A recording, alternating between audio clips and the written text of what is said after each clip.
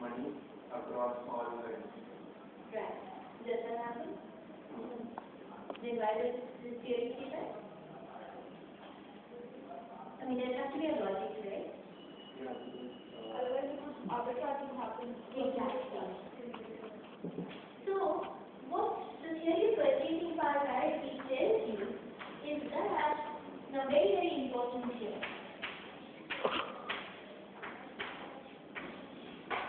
In the long run, currencies tend to, or exchange rates tend to settle at value, where when you are valuing an identical, let me forget the past, let's look at an identical good.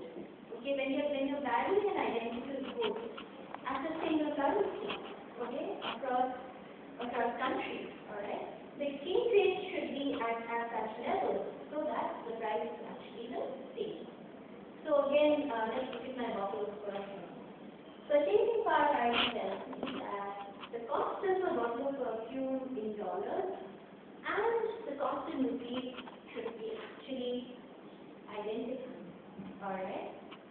That is the exchange rate that guarantees that they're identical is what it actually would hold in the long run. Okay. So in other words, so this is a theory of where exchange rates are headed for in the long run. And of course there has to be a mechanism. Why would it work? Okay.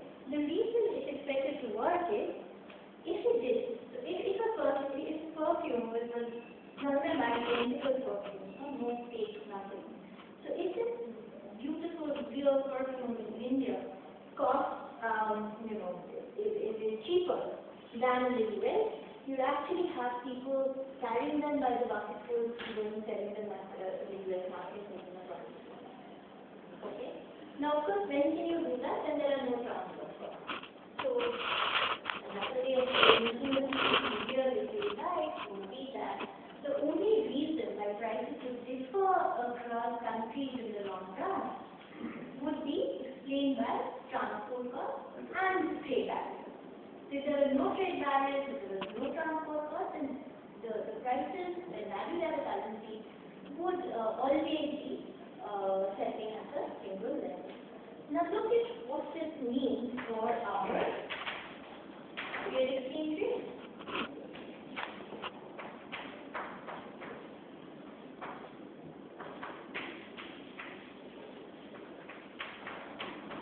Under CPT, what will happen to your real exchange rate?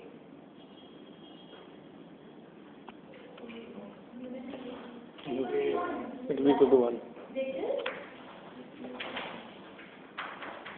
X would settle down at such a level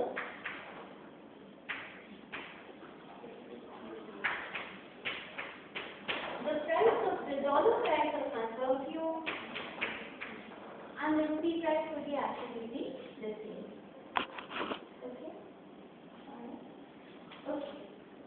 So, this is now you see,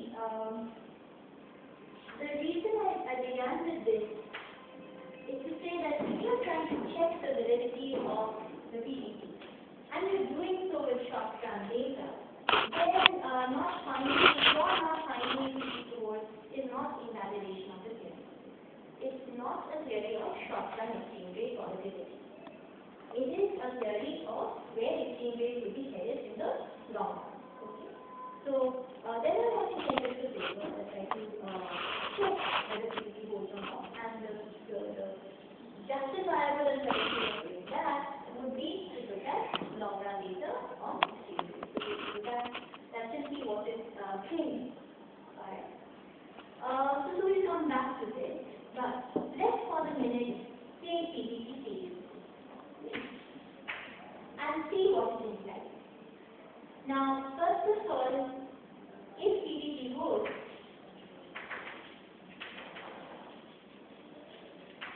then your real exchange rate is actually going to be constant.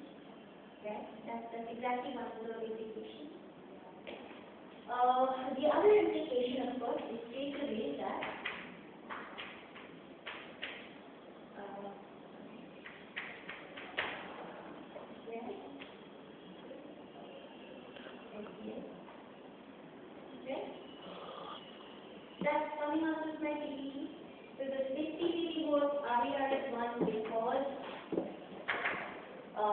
exchange rate has S is settled on at level where S is equal to P, S is equal to P by P.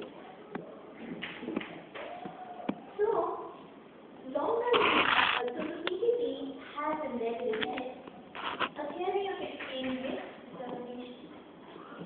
Okay? And what does it tell me about exchange rate determination? In other words, what does it tell me about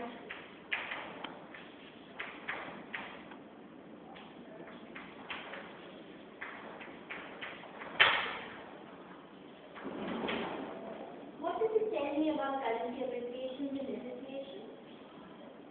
I could write this, right? Just by taking loss and then differentiating, whichever way we could do. Same as the inflation rate.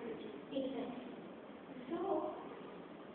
So what happens if, so this is actually telling you in the long run, if your currency is depreciating by, let's say, 10%, what should that 10% be explained by? By the fact that domestic inflation is higher. Remember here an increase is a depreciation. So the inflation differential between the rest of the world and the domestic economy is also about 10%. Okay. So that's pretty much one of the implications of your theory of purchasing power. Alright. Now, of course, I could just turn this around and say that instead of a theory of exchange rates, what the PPP is telling me is a theory of inflation. Be about the same thing. So, what is it telling me about inflation? Simply that.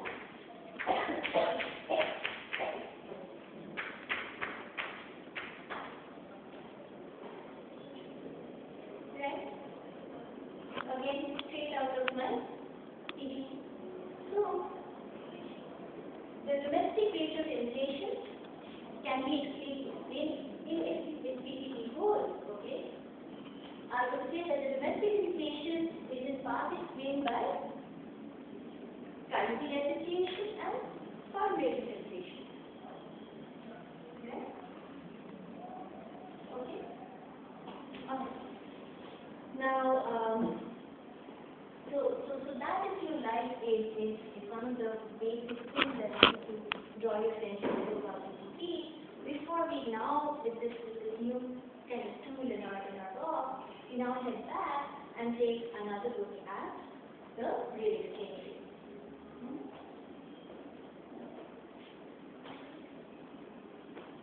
So, in other words, as I said, it's not like any of these things are bound to happen or likely to hold all the time. But what you're trying to get at is, when you're looking at an